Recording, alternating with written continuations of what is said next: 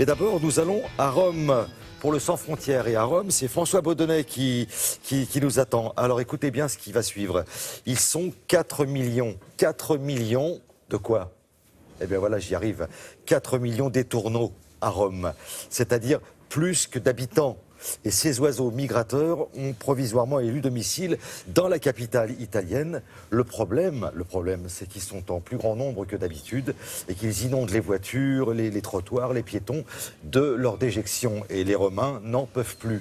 Alors que faire? La municipalité a réagi, mais trop tard. Voilà. Est-ce que j'ai bien résumé la situation, François ?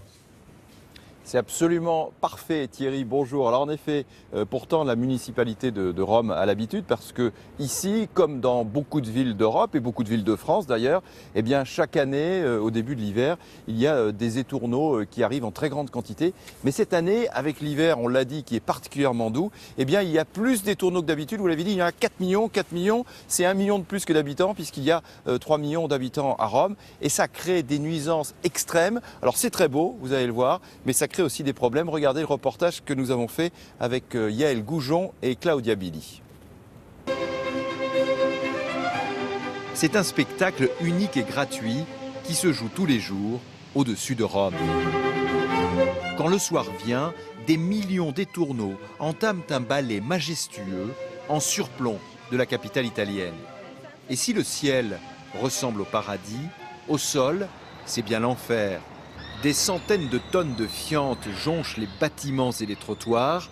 Quant aux passants, ils doivent ouvrir leur parapluie pour se protéger de cette averse malodorante. Ça pue, alors je mets ma capuche. C'est moche et ça donne vraiment une mauvaise image de Rome aux touristes. Notre voiture, c'est un désastre. On ne peut même plus la mettre nulle part. C'est une honte. Et c'est vrai que laisser garer sa voiture quelques heures seulement relève de l'inconscience pure, d'autant que les fientes des tourneaux sont très corrosives. Alors chaque soir, ce commando se couvre des pieds à la tête et passe à l'attaque. Nous allons intervenir sous les dortoirs des étourneaux. Il y en a des dizaines de milliers et nous allons les faire fuir.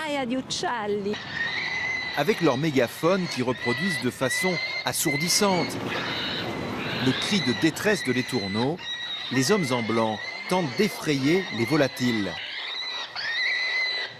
Paniqués, ils s'enfuient en laissant derrière eux encore plus de souvenirs.